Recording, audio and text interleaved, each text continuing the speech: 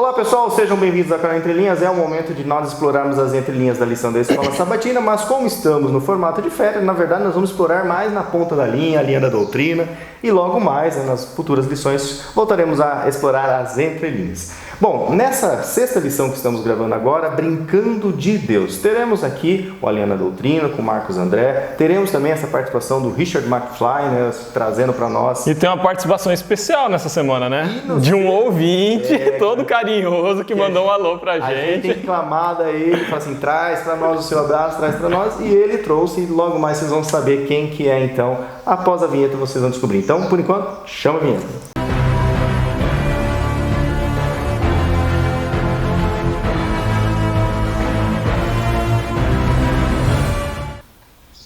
Bom pessoal, nesse formato de férias, então nós teremos agora, de forma excepcional também, a participação do nosso amigo Ian. Para quem não conhece o Ian, quem está chegando no canal, o Ian é um fã do canal, gosta muito, tem a mãe dele, a Hilda, ela sempre fala assim, que o Ian assiste a gente, comenta com a gente, gosta de estudar lição. Jornalismo, né? E ele é estudante de jornalismo, Então agora ele vai mandar um abraço. Vai mandar um abraço para todos vocês. Então, Ian, agora é com você, Ian. Feliz semana, galera do TNS. Sou Ian Carlos, artista acadêmico de jornalismo. Gosto muito de vocês no 4º ano. Obrigado pelos abraços.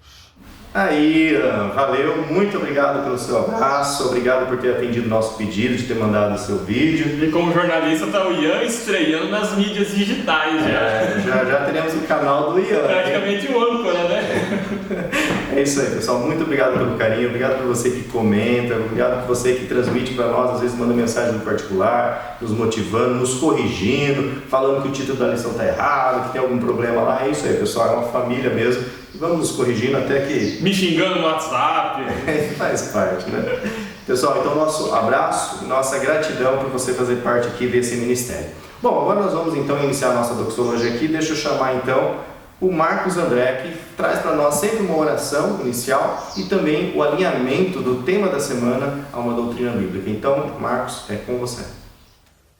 Olá amigos do canal Entre Linhas, mais uma semana estamos nós aqui para estudarmos juntos a Palavra de Deus e hoje, diferente do que eu tenho feito, eu gostaria de começar esse estudo não com uma oração, mas com uma homenagem, porque esse vídeo está sendo lançado no dia 30 de janeiro e ontem, dia 29 de janeiro, foi aniversário do Lúcio. Então eu quero deixar aqui os meus parabéns e convido você a fazer a mesma coisa, mesmo que seja atrasado, mesmo que você assista esse vídeo mais para o final da semana, porque o Lúcio é muito importante para esse canal, A gente tem muito a agradecer ao Lúcio pelo seu empenho nesse canal. Ele tem feito esse canal acontecer da maneira que ele é. O Lúcio, ele tem as ideias assim, de como que o canal vai ser conduzido, os quadros que vão ser inseridos no canal, a edição toda é feita pelo Lúcio. Então o Lúcio, às vezes, à frente da câmera, ele passa um pouco despercebido, porque ele faz mais um papel de mediação, de âncora ali, Às vezes a gente vê ali um agradecimento ao Ricardo, ao Alexandre, pelas participações, e às vezes o Lúcio passa um pouco despercebido, mas o Lúcio é que dá o tempero desse canal, Ele nos pega assim como vinagre, alho, cebola, coisas que sozinhas talvez não teriam um sabor interessante. Ele nos mistura aqui e faz o canal Entre Linhas acontecer. Então eu quero deixar aqui os meus parabéns ao Lúcio e também o agradecimento pelo que ele tem feito por esse canal. E eu gostaria agora sim de fazer uma oração pedindo a orientação de Deus e também agradecendo pela vida do Lúcio. Vamos orar? Senhor Deus, muito obrigado porque essa semana nós temos o privilégio de comemorar mais um ano de vida do Lúcio. E assim nós te pedimos que o Senhor continue o abençoando, enchendo de dons espirituais para que ele possa continuar conduzindo esse canal sob a orientação do Teu Santo Espírito. Nós te agradecemos também, Senhor, porque o Senhor tem nos falado através desse canal, nós ouvimos a Tua voz através dos estudos que acontecem aqui e por isso nós te pedimos que o Senhor continue nos abençoando, apesar de sabermos que não somos merecedores.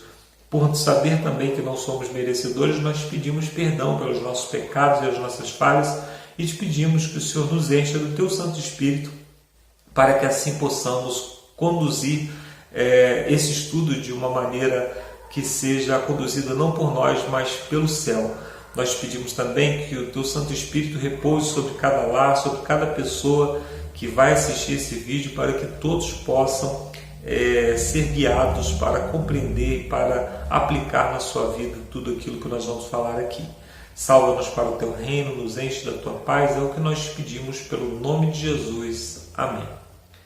Muito bem, amigos, esse é o quadro Alinhando as Doutrinas, aquele quadro que nós sempre trazemos uma das doutrinas que aparecem nas entrelinhas da lição. A lição dessa semana fala sobre brincar de ser Deus e trata sobre o pecado do orgulho, um dos pecados mais difíceis, se não o mais difícil de ser combatido, já que o orgulhoso ele tem orgulho de ser quem ele é. Então é muito difícil você fazer com que ele mude. Então somente o poder do Espírito Santo agindo na vida dessa pessoa é que pode fazer com que ela se arrependa, né? Então a primeira coisa que nós precisamos entender é que esse pecado ele nos atinge a todos. Todos nós somos atingidos por esse pecado. Todos nós ostentamos algum tipo de orgulho. Por isso nós precisamos sempre pedir a Deus que tire isso de nós, que nos mostre onde nós temos sido orgulhosos, para que o Espírito Santo assim possa operar, né? Esse pecado foi aquele pecado que tirou Satanás do céu, né? Ele em busca do orgulho, né? Em busca de ser como Deus. A lição dessa semana trata sobre isso. Ele caiu, e também foi o pecado que tirou Adão e Eva, né, do paraíso. A proposta de Satanás é que eles se tornariam como Deus. Então nós precisamos tomar muito cuidado, né? Já que o autor da lição gosta muito de historinha, né? Tem uma historinha de uma moça que foi contar a historinha das crianças, né? É aquela que sempre tem no momento do culto, no momento da criança, né?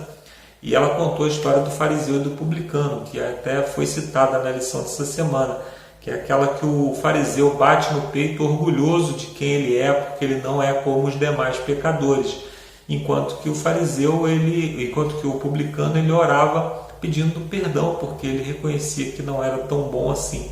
Aí Jesus Cristo destacou que essa é a atitude correta do cristão, né? E diz que ao final dessa história a moça falou assim, agora, falando para as crianças, né, agora vamos agradecer a Deus porque nós não somos como o fariseu. Então, quer dizer, ela acabou incorrendo no mesmo erro, né? Mas a doutrina que eu quero tratar hoje é a doutrina número 7, a que fala sobre a natureza da humanidade, né? Essa doutrina, eu encontro entre linhas, né, na lição dessa semana, porque na parte de terça-feira, o autor ele fala sobre o capítulo 14 de Isaías, que usa uma linguagem poética e fala de pessoas mortas que estão conversando entre si, né? E o autor termina o primeiro parágrafo dizendo que essa não é uma explicação sobre a condição dos mortos, né? A ênfase do texto não está em dizer o que acontece com a pessoa depois que ela morre, né? Nós temos outros textos mais claros que falam a respeito disso, por exemplo, Eclesiastes, no capítulo 9, né? Nós temos aqui, na parte final desse capítulo, que fala que o próprio Satanás, né, que desejou ser como Deus, no final ele vai ver que não é como Deus. Por quê?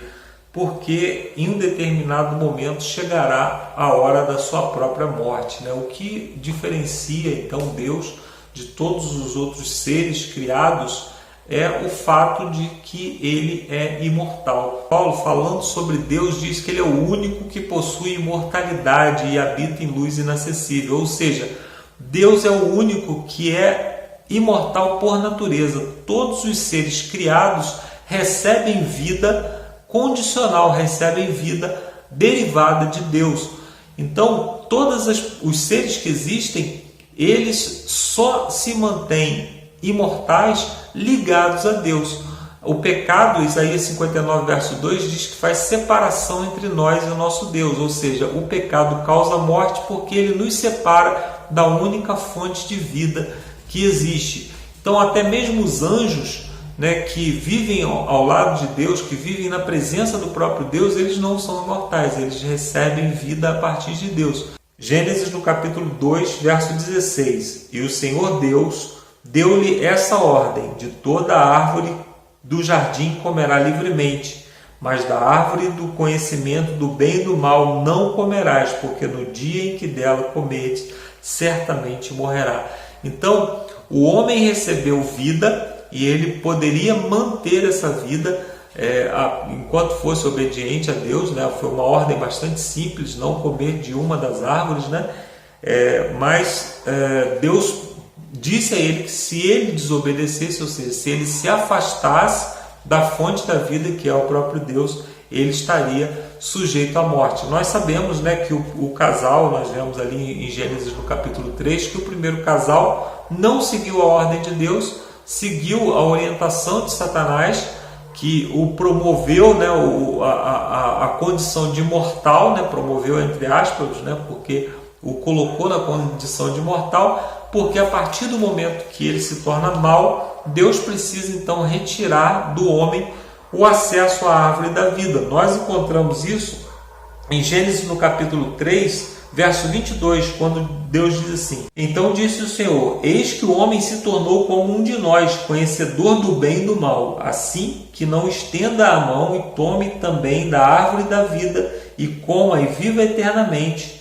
O Senhor Deus, por isso, o lançou fora do jardim do Éden, a fim de lavrar a terra de que fora tomado. A partir do momento que o homem então se torna pecador, Deus reduz a vida do homem, né? Diminui a vida do homem para que ele não viva eternamente, e assim o pecado se proliferaria eternamente. Você imagina, né, os primeiros homens terrivelmente maus, se eles estivessem vivos até hoje, multiplicando a sua maldade. Então Deus, ele nos dá hoje um tempo de vida para que nós possamos tomar a nossa decisão entre o bem e o mal, tomar a nossa decisão entre a salvação e a perdição, e depois a nossa vida cessa para que o mal não continue se proliferando. Lá em Isaías capítulo 57, verso 1, nós lemos assim: perece o justo e não há quem se impressione com isso,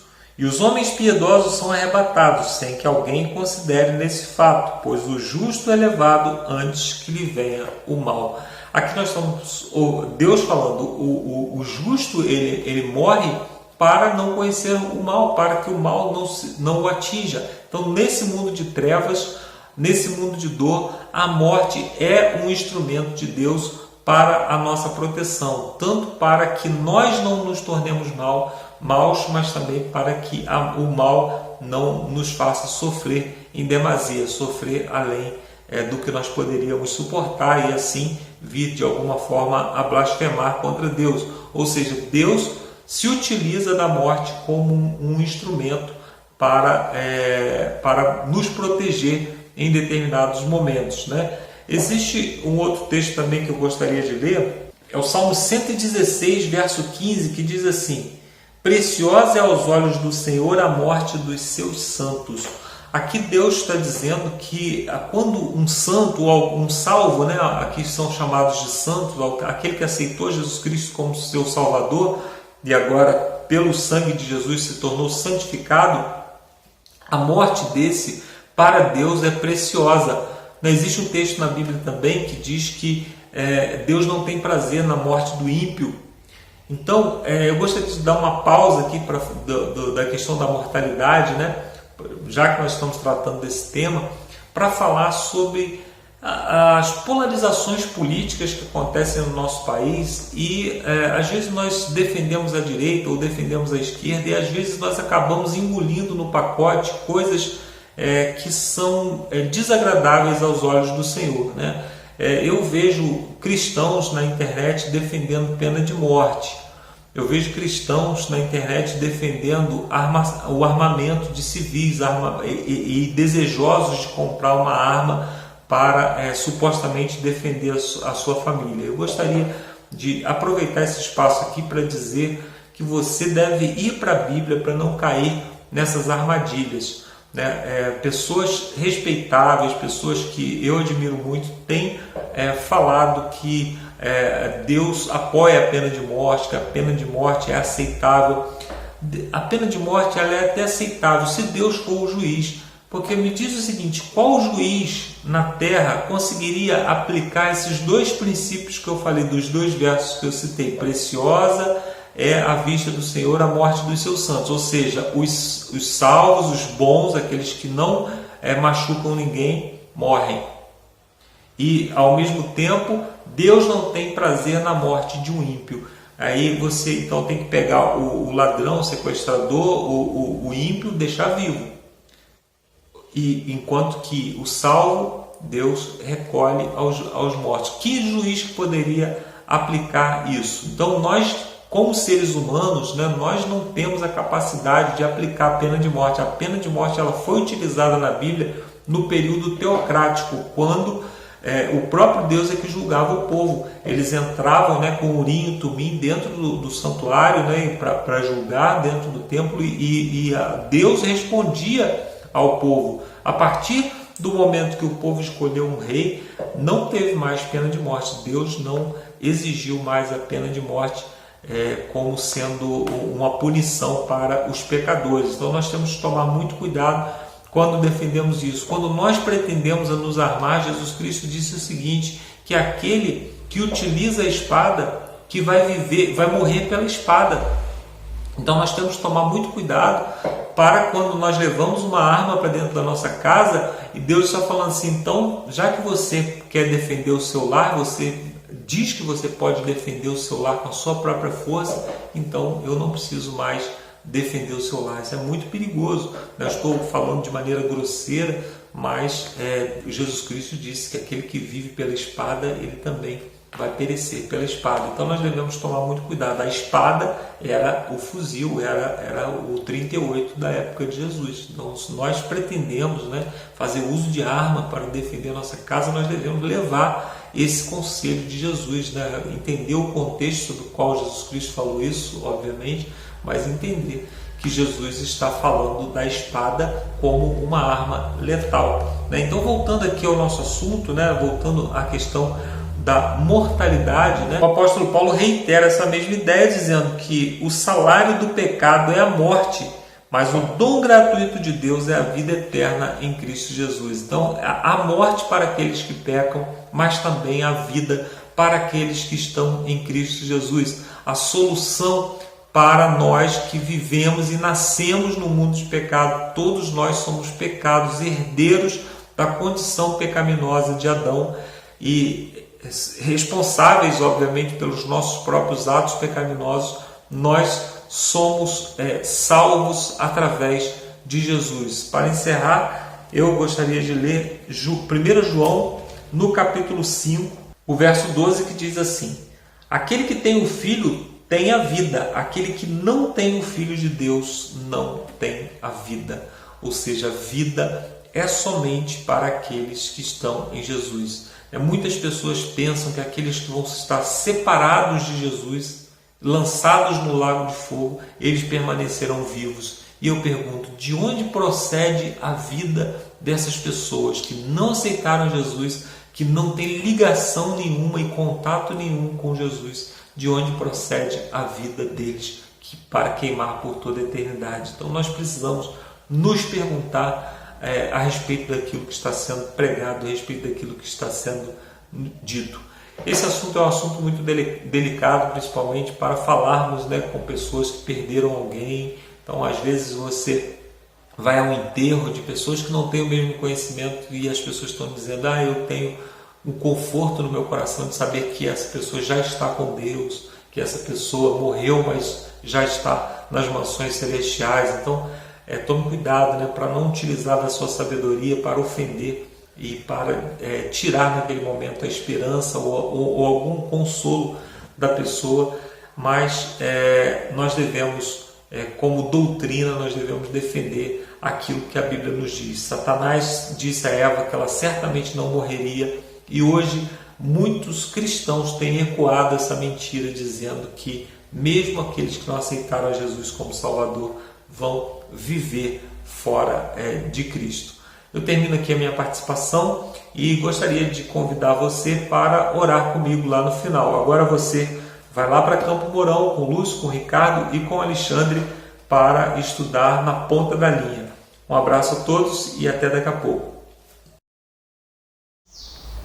Valeu, esse foi o primeiro Marcos então do vídeo, e logo teremos o segundo Marcos, que encerra com uma oração e às vezes uma pergunta surpresa para a discussão, né, Marcos? Então vamos ao quadro agora, Na Ponta da Linha. Na Ponta da Linha de sábado tem como título, o título da semana, Brincando de Deus, Ricardo. Bom, vamos lá, gente. Novamente, seguindo as crônicas de Roy, nós temos o que, gente? Ele vai contar a história... Bom, ele vai contar a anedota, né? Anedota. Então é as crônicas de Roy Toledo, e ele vai falar que um pastor pregou sobre orgulho. Ele foi no púlpito, falou um sermão sobre orgulho, e uma mulher tinha ouvido aquela mensagem, ficou esperando lá, meio ansiosa para perguntar, para conversar com o pastor, disse que estava angustiada, queria confessar uma coisa. Meu pecado. Queria confessar o pecado. O pastor perguntou, mas qual que é o seu pecado? Ai, meu pecado... Que bom como a gente viu semana passada, Jesus julga com equidade, né? Pois é. Aí ela falou, o meu pecado é esse pecado que o senhor pregou, é o pecado do orgulho. Pois eu me sentei uma hora diante do espelho, uns dias atrás, e eu fiquei admirando a minha beleza. Ai, como eu sou linda. Nossa, Afrodite. E aí o pastor respondeu que aquele não era o pecado do orgulho, que era o pecado da imaginação. Moral da história, tem pessoal que às vezes não entende muito a E a relação com a lição eu não faço a menor ideia. A gente já chega lá. Eu acho que eu sei qual é. Mas vamos lá. A moral da história, para quem não entendeu a piada, é o seguinte: o pastor chamou ela de feia. É isso. Não, sim. Falou, olha, desculpa minha querida, mas Não tem pecado do orgulho. Para ser pecado do orgulho, você tem que ser bonita. Se você não é bonita, olhou para o espelho e viu alguma coisa para se orgulhar, o pecado é da imaginação muito frutífera. Mais ou menos isso que é o sentido da piada, né, gente? Aí depois dá para a gente mais ou menos entender o quê? O autor da lição fala o seguinte, que o pecado nasceu no coração de um anjo poderoso, agora a situação é outra, ele era bonito mesmo, ele era honrado mesmo, tinha uma glória. Sim, tinha uma glória mesmo, mas ela não respeita os limites da realidade. Por mais que ele fosse glorioso, acho que é mais ou menos nesse sentido, comparado ao Altíssimo, comparado a querer colocar seu trono ao lado do Altíssimo... Menos que pó. Realmente é, exatamente, menos que pó.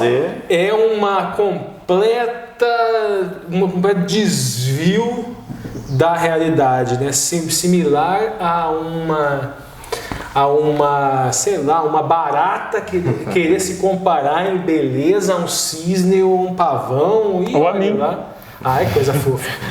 Sem dizer, né, que era uma glória doada, né? Não era a glória que emanava dele, né? Ele esqueceu disso. Com certeza. Fugiu também o senso da realidade. Da dependência. Que aquilo era reflexo de uma dádiva do Criador, que não era dele, não era mérito dele. Ou seja, acontece com a gente, né? Faz um certo sentido, né? É um pouquinho estranho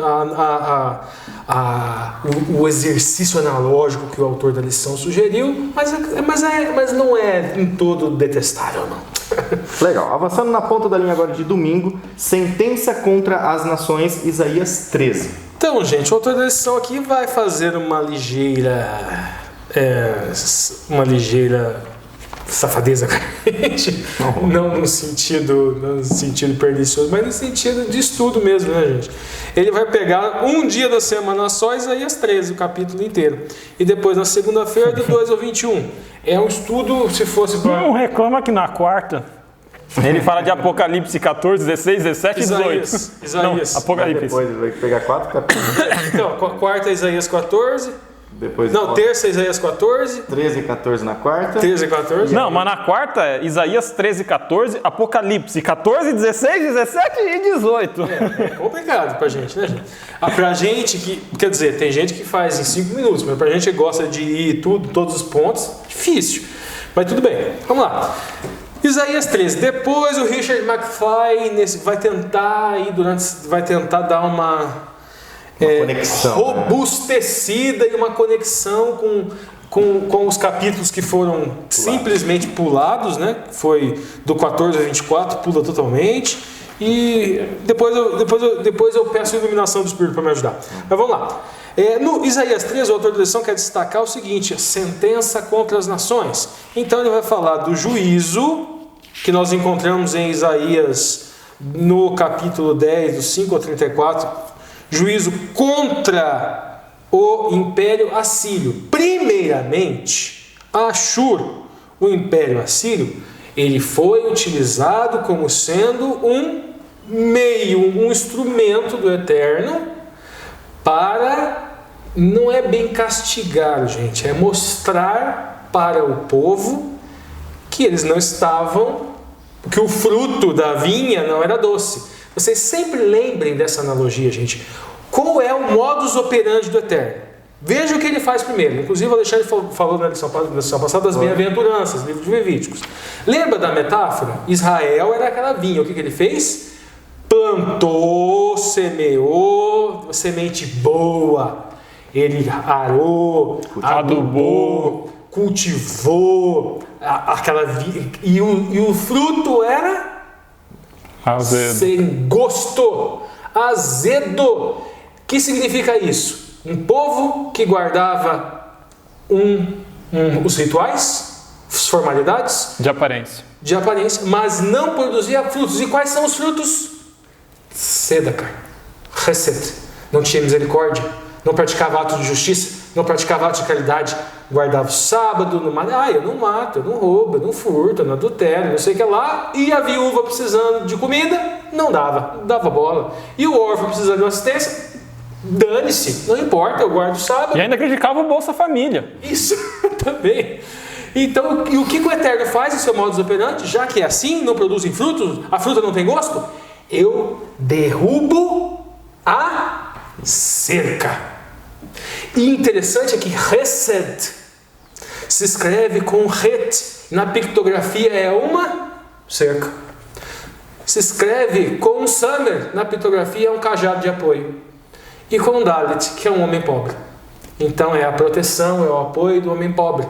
Se o povo não protege a viúva, o órfão, Deus, o Eterno, derruba a cerca. Se os governantes fazem lei que não protegem a viúva, o pobre, o necessitado, o Eterno vai derrubar a cerca protetora. E vai utilizar dos búfalos, dos bois, como instrumento para mostrar que se eles não protegem o necessitado, Deus não vai proteger ele. Então não haverá proteção divina também. Mas veja bem, estes búfalos que atacaram porque o Eterno abaixou a cerca, também não irão ficar impunes. E é isso que trata o domingo. Juízo contra os assírios, porque o assírio não fez aquilo porque ele era Kadosh, porque eles tinham uma relação com o Eterno. Não, a intenção dele era poder. Outra. E dominar Judá no futuro também. Exatamente. Inclusive introduzir idolatria em Judá. Queria que Judá se subjugasse, que os deuses assírios fossem deificados em Judá como sendo superiores ao Deus de Israel, ao Deus de Judá, ao Deus de Jacó, ao Deus de Abraão, ao Deus de Isaac.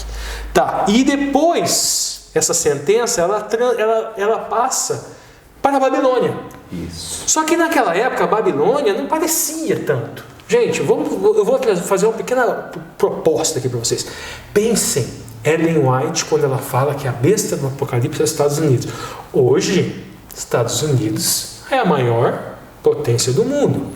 Hoje, se falar em besta, naquela época você já se falar em besta da Igreja Católica, o papado, a besta que emerge, vamos dizer assim, das águas, era algo que nós já vimos, o imenso poder que a igreja teve que o papado teve ao longo dos séculos. Mas os Estados Unidos não. Na época, lá em 1800... Não. Era uma potência americana. Era uma potência, mas não era uma potência mundial. Se falava em Inglaterra. Isso. Naquela época. Porém, hoje fica... É mais ou menos similar. Isso, a Babilônia, naquela época, era os Estados Unidos nos tempos de Ellen White, nos tempos de Joseph Bates, no tempo de Arian Edson. Então, mas veja bem... Tem uma diferença, né? que os Estados Unidos, no tempo de Ellen White e do José Bates também, ele era um país tido por essas pessoas como virtuoso. O José Bates ele vai ter uma militância muito forte contra a escravidão. O José Bates vai ter uma militância muito forte. O meu foco é no sentido de potência. Mas a Babilônia ela já era maligna, né? Já era maligna. Então os Estados Unidos passam por um processo de declínio moral, vamos dizer assim. Ele era protestante. Sim. Ele era protestante. Mas eu me refiro no sentido de potência. Os Estados Unidos não era potência na época em que se desenvolveu essa profecia. E a Babilônia, na época que Isaías falou, também não era potência. Isso. Só que aqui tem um detalhe, gente. Bavel é confusão. Então esses são os instrumentos do inimigo. A gente tem o que, gente? A gente tem a Síria. Quando a gente vai estudar Apocalipse, a gente tem a Síria. É só uma mão de Satanás. A gente tem a Babilônia. É só uma mão de Satanás. E assim vai. Todas as potências, as potestades humanas podem ser utilizadas pelo inimigo para perseguir o povo de Deus. Só que aqui é um pouquinho diferente. Aqui, Deus utilizou aquele povo, ele abaixou a cerca e permitiu que o búfalo assírio viesse. E mais para frente, depois lá no cativeiro babilônico, com Nabucodonosor, nós já estamos falando em Daniel, o autor da lição ele vai trazer aqui para a gente algumas datas. Ele vai falar que a partir do ano 728, quando Tiglat-Pileser III tomou Babilônia e foi proclamado seu rei sob o nome de Pulu. Os reis assírios retomaram a Babilônia diversas vezes. Então, quem que era aqui? Babilônia talvez pudesse uma pedra no sapato. Isso, era uma pedra no sapato da potência dominante. Mas um dia ela seria uma potência dominante. Aí ele segue 710, 702, 689. Veja bem que foram todas as vezes em que a Síria retomou o poder em Babilônia, mas ela acabaria sendo uma superpotência.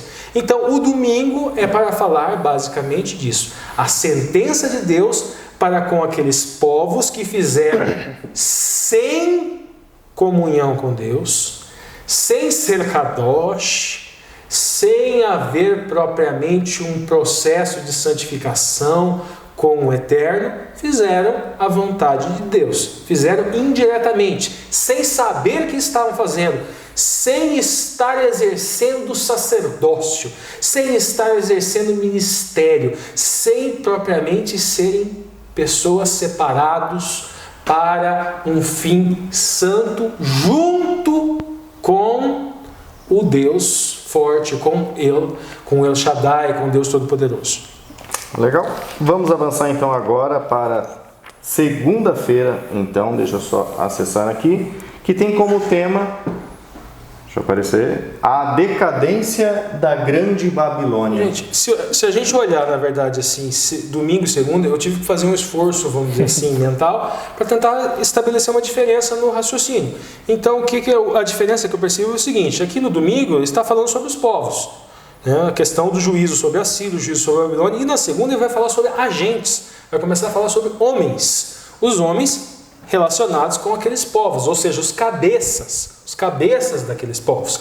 E daí o primeiro cabeça que ele trouxe, o primeiro Rosh que ele trouxe, que na verdade isso aqui era um cabeça, mas na verdade era uma cauda. A gente vê lá em Isaías, por quê? Fala que cabeça são os anciãos, são os profetas, e cauda são os falsos profetas.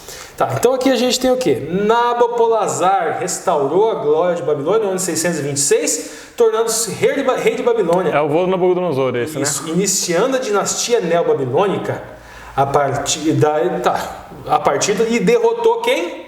Derrotou a Assíria. E interessante que ele faz isso com uma aliança com a Média, né? Sim. E depois a Média puxa o tapete dele. O seu filho Nabucodonosor II foi o rei que conquistou e exilou Judá. Então continua contando a história, mas aí agora na segunda focada nos homens, nas pessoas daquelas nações. Aí depois ele vai falar, 538, outro instrumento. Agora Ciro, Isso. Ciro, aqui, gente, Ciro é chamado de ungido de Deus. Talvez ele seja, talvez, a gente não tem tantos detalhes, ele tenha sido um pouco diferente. Mesmo ele sendo um Medo, talvez ele tenha tido algum tipo de processo, passado por algum tipo de processo de conversão, a gente não sabe. Ciro é o persa já, né? O persa, Ciro é persa, pura especulação. Aí 538, quando Ciro, o persa, conquistou Babilônia para o Império Medo-Persa, a gente vai lá, tá lá em Daniel 15. Depois, aí Xerxes, não tem indicativo? Esse Xerxes aí não é o Assuero. É o Xerxes I. Ah, tá. 482, Xerxes I reprimiu brutalmente uma revolta na Babilônia contra o domínio persa. Ele removeu a estátua de Marduk. Marduk é um deus, na verdade, um deus babilônico. Aí depois ele dá um salto para outro homem, vai falar de Alexandre o Grande, 331, que é o Império Greco-Macedônico. Ele era macedônico, ele uniu, de certa forma, ali a Grécia, um pouquinho na marra, né? Mas uniu, e ele teve um império vastíssimo. A história de Alexandre é muito interessante, a capacidade dele, o exército dele eram verdadeiras cidades móveis. É muito interessante a história de Alexandre, mas tudo bem. Aí ele vai seguir e vai falar de Sétimo Severo, que o romano, no ano 198, o romano Sétimo Severo encontrou Babilônia completamente deserta, porque quando a grande cidade terminou, abandonada. Ou seja, daí ele vai dizer que toda essa descrição histórica, seguindo por agentes, por homens, por cabeça de nações, ela foi descrita profeticamente, escatologicamente, em Isaías 13. Descrita em Isaías 13, libertaria a descendência de Jacó, que foram oprimidos por essas cidades. Ele vai citar Isaías 14, vai falar... E basicamente, gente, é isso. Isaías 13 dramatiza a queda de Babilônia e o juízo divino sobre ela. Um aspecto legal, Ricardo, se eu não me engano, um dos motivos do desaparecimento da cidade de Babilônia é a mudança no fluxo dos rios. Porque Babilônia era banhada por um rio, não lembro se era o Tigre ou se era o Eufrates agora, e conforme o tempo passou, esse rio mudou um pouco o seu curso. E aí não tinha mais acesso na cidade por rio e a cidade entrou em decadência. Não tinha mudança de água, não tinha mais nada, né? Porque é uma região muito desértica, né? Só fica cultivável e a vida ao redor do rio. Isso. E o Lúcio, dessa vez, ele não vai esquecer. Agora nós, antes de nós passarmos para a ponta da linha aqui de terça-feira, teremos aqui a participação do Richard McFly, que é o Ricardo do futuro. Back to the future. E ele então vai tentar resolver aí, tentar preencher um pouco esse espaço aí, esse espaço vago, né, que o autor deixou na lição, pulando em alguns capítulos. Então, Ricardo, preencha para nós aí esse salto, esse espaço dado aí na lição. Devido a um problema no DeLorean do Richard McFly, não foi possível efetuar a viagem no tempo para a gravação desta parte do vídeo. Vamos agora na ponta da linha então de terça-feira, trocando aqui o slide para vocês. Lembrando que esses slides estão disponíveis na descrição de todos os vídeos aqui do canal, tá? O pessoal novo aí, quem é inscrito novo, pode acessar esses slides. Entra no Drive, tá tudo lá. Terça-feira, a queda do rei do monte, Isaías 14, na ponta da linha, Alexandre. Beleza, então acredito que vou ser mais rápido nessa semana do que eu fui na semana passada, porque são assuntos tão amplos que é difícil. Mentira. Se for resumir muito. Mentira, porque o Lúcio tem que estar na guerra 7,6. Não, é porque tem que resumir mesmo. É tanta coisa que se eu for falar de tudo... Tá certo. A lição de terça-feira, ela vai falar muito em torno da figura de Satanás.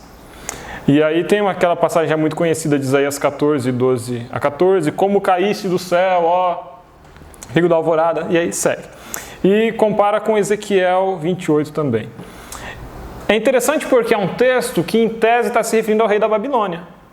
Só que você percebe que na descrição não encaixa com o rei da Babilônia. Como caiu do céu, não é o rei da Babilônia. Então, quem seria? Uma interpretação possível é de que estaria se referindo aqui a Satanás. Isso. É muito interessante porque depois lá no versículo 3 do capítulo 14 fala quando o Senhor vier a dar descanso. Então já está se referindo a um período final. Não é um juízo só sobre a Babilônia, é um juízo que se refere a um momento que o Senhor vem para dar descanso. Então já se refere a um juízo final.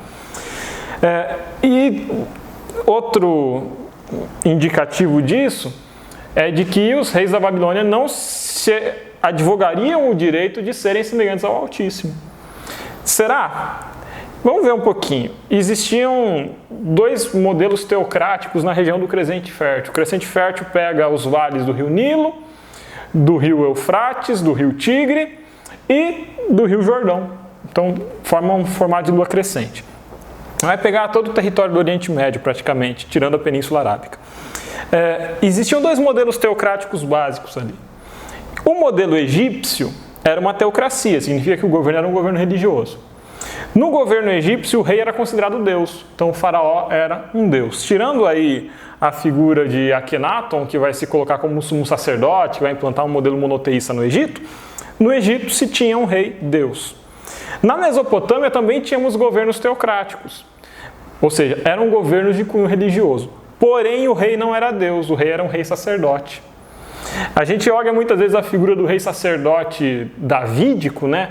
Ou da ideia de um rei sacerdote segundo a ordem de Melquisedeque, e acha que o rei sacerdote seria uma exclusividade do povo de Israel. Muito pelo contrário.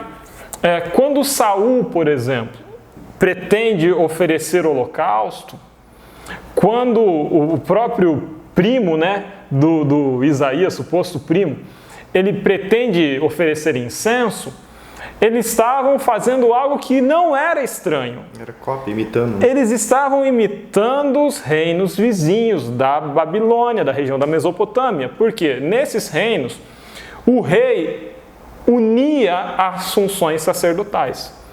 Nabucodonosor, por exemplo, não era só rei, ele era também sumo sacerdote. O rei era o chefe dos sacerdotes também. Em Israel, em Judá, é que existe uma diferença maior, porque mantém-se a figura do profeta, por um lado. Paralelo à figura do profeta, nós temos a estrutura do sacerdócio levítico, principalmente dos descendentes de Arão, né? E aí nós temos ainda a figura do monarca, a figura do rei. Então é uma diferença aí. E o profeta é a boca de Deus. E o profeta é a boca de Deus. É interessante porque não é nem o sacerdote, né? Quando Deus quer falar, ele agia de uma forma mais direta. Então é uma diferença entre as teocracias da região. E aí na Mesopotâmia realmente o rei não se advogava ao poder de Deus. O rei se advogava à função de sacerdote. Portanto, em Isaías 14, muito provavelmente está se referindo a Satanás. Legal. Avançando agora para a quarta-feira, a porta dos céus. Trazemos aqui Isaías 13 e 14 na ponta da linha, Alexandre. Bom, agora complica, né? Porque o autor da lição ele vai falar de Apocalipse 14, 16, 17 e 18. Exato. Sobre o que a gente está... Mais Isaías ainda. E Isaías 13 e 14 vai falar da porta do céu, né? Tem uma cacetada de texto aí. Ou seja, dá para fazer a lição inteira. Então. Dá. Dá para fazer 13 semanas. 13 semanas. Mas o que eu vou tomar de mais detido aqui? Vamos lembrar de uma figura lá em Apocalipse, que é um animal com 7 cabeças e 10 chifres, e sobre os 10 chifres, 10 diademas. Não vamos entrar quais são as cabeças, quais são os chifres, quais são as diademas, não importa nesse momento. Só aproveitando, tem uma playlist sobre Apocalipse. Assiste, tem uma de Daniel também. Isso. Se vocês quiserem saber, na verdade, sobre cabeça, diadema, é só procurar aqui nas playlists que vocês encontram. Feita a propaganda, merchanzinho sempre é bom, né? Mas beleza, o que importa a gente saber daqui? Cada cabeça significa reino. Cada chifre significa reino. Cada besta significa reino diferente. Será que são todas essas bestas ou todas elas fazem parte de uma? Vamos entender um pouco melhor isso. Em Apocalipse 14, 16, 17, 18, a gente vai ter a figura dos poderes revoltados contra Deus. Mas todos esses poderes que perseguem o povo de Deus, todos esses poderes que se revoltam contra Deus, os animais de Daniel, por exemplo, eles acabam sendo ações de manipulação satânica. Vamos entender que Deus permite que os reis se tornem reis. Nenhum rei vira rei contra a vontade de Deus, porque se Deus não quiser não aceitar, não vira rei. Mas esses reis que perseguem o povo de Deus não fazem isso sob mando divino. Eles fazem isso sob mando de manipulação satânica. Herodes só mandou matar os recém-nascidos porque Deus permitiu que ele mandasse matar os recém-nascidos. Mas não foi Deus que mandou ele matar os recém-nascidos. Foi manipulado. Foi manipulado por diabo que queria matar Jesus. Então, entender que quando fala desse monte de animal aí, existe um ser criado por Deus que manipula essas forças humanas malignas por trás da cena, pelos bastidores. A mesma coisa quando a gente olha para a nossa política hoje, para o nosso mundo aprovando leis que nós às vezes consideramos escabrosas, como tal lei pode ser aprovada, como tal coisa pode ser feita, como aquilo pode ser feito. Gente, Deus permite. Eu me calo diante da permissão de Deus, ok? Deus permite. Mas existem poderes satânicos manipulando as forças desse mundo. Movimentos, né? Saem às ruas às vezes. E só não destroem o mundo, e só não aniquilam a nossa existência no mundo por um motivo simples. Os anjos ainda seguram os 4 ventos. Seguindo então, a gente vai ter agora a figura de Babilônia enquanto a porta dos deuses. A palavra Babilônia, no idioma, acredito que era o caldeu que eles falavam, né? Significa a porta dos deuses. Pab-ili, né? Isso. E é o lugar da Torre de Babel, que de certa forma representa, né, a tentativa humana de chegar ao céu para se tornar invulnerável ao juízo divino. Então, eu vou fazer para me salvar e para estar livre do juízo divino. Eu não vou ser julgado por Deus porque eu consegui uma torre e eu subo na torre. As águas do juízo não vão me alcançar. As águas do juízo não vão me alcançar. Né? Eu vou construir um bunker, né? Cuidado que às vezes a gente constrói uns bunkers de santidade também, achando que as águas do juízo ou o fogo do juízo não vai me alcançar porque eu sou santo. E não é bem essa a ideia. E aí, o autor vai trazer uma comparação entre Babel e Betel. Betel é o momento em que Jacó sonha, com a cabeça em cima de uma pedra, e ele olha e vê os anjos descendo e subindo por uma escada no céu. E ele fala, aqui é... Subindo e descendo. Subindo e descendo, sim. Aqui é o portão do céu, é a porta do céu, a escada que vai para o céu. Qual que é a diferença entre Babel e Betel, então? Babel significam as obras humanas para a minha salvação. Significa a minha ação no mundo independente de Deus. Significa que eu me advogo a capacidade de administrar o planeta, de administrar a minha vida, de administrar o mundo e de mandar em tudo pelas minhas potencialidades humanas. É o discurso do imperador assírio que encontrado em Isaías. É o discurso do imperador assírio, perfeito. E Betel? Betel é a obra divina de redenção. É os anjos descendo do céu para me amparar, para me ajudar, para falar assim, ó Jacó, você tenha bom ânimo, espera que eu tenho um plano para você ainda. Pega essa pedra que você dormiu, que você colocou a cabeça e derrama o azeite em cima dela. Faça dela um altar para adorar a Deus. E aí o aroma da tua oferta chega ao céu. Então, a ideia de Betel e a ideia de Babel são totalmente diferentes, embora as palavras sejam parecidas. Legal, pessoal. E agora, avançando então para quinta-feira, nossa última ponta da linha aí da semana, dessa sexta lição. Porque hoje é domingo, o Lúcio já está atrasado para ir para a igreja. Exatamente, tem Vamos que lá. fazer a live. Vitória final de Sião, Isaías 24, 25, 26 e 27. E 27. A gente vai ter aqui a descrição. Boa sorte. Gente, derrota dos inimigos de Deus. Na ponta da linha. Pá. Acabou. Derrota dos inimigos de Deus. Vai falar dos povos. E cada povo vai ser derrotado. Cada povo vai ter a sua cena de juízo. Para a gente ver que o juízo vem sobre os justos e sobre os injustos. Todo mundo vai ter que se arcar com o dia do juízo. A questão é que os justos, eles vão estar em pé no juízo aguardando a redenção e a salvação. E os ímpios, no juízo, eles vão estar cavando, tentando achar um lugar para se esconder. E o justo tem o sangue de Cristo. Perfeito. Para se justificar. O que é o justo? O justo não é o santo perfeito que se tornou Vai impecável. apresentar suas obras diante do tribunal. Olha o que eu fiz, olha o meu Babel aqui. Não, o justo é aquele que Cristo, o sangue de Cristo me salva. Então, mas o justo também tem frutos. Ele tem folha, tudo bem, ele guarda o sábado, ele faz jejum, tudo bem.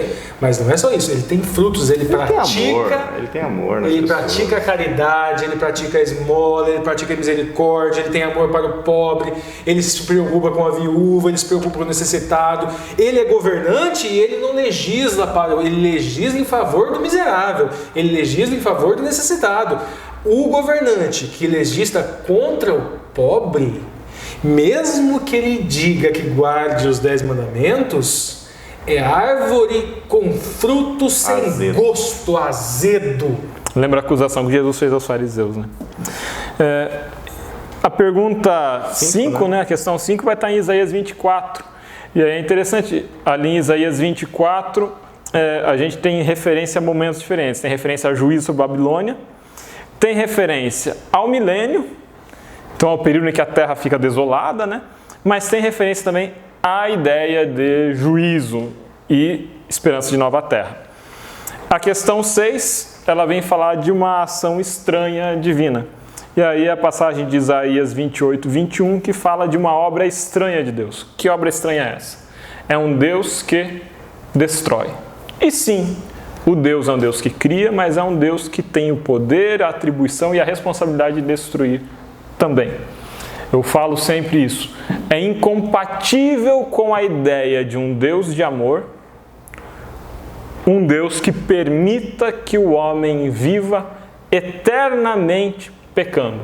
E oprimindo, e judiando. E judiando e maltratando, porque o pecado é dor, não é alegria. Não tem coisa boa no pecado. Não tem aquele papo de aproveitar as coisas boas do pecado, do mundo e as coisas boas de Deus. Não tem isso. O mundo é só desgraça por si. O pecado por si é só desgraça. Aquilo que tem de bom no mundo é aquilo que Deus colocou no mundo. Um minuto só pra gente, antes da gente encerrar. Quando a gente fala muito isso aqui, eu quero explicar melhor. A pessoa vai atrás da luxúria, ele não vai atrás, ele vai atrás do prazer. Ele acha que no pecado da luxúria ele vai encontrar o prazer. Só que ele chega lá e ele não encontra a satisfação. Ele não encontra o prazer. A pessoa é gananciosa, ela acha que ela vai encontrar felicidade no dinheiro. Ela encontra o dinheiro. Ela encontra o dinheiro, mas ela não encontra a felicidade. Não preenche.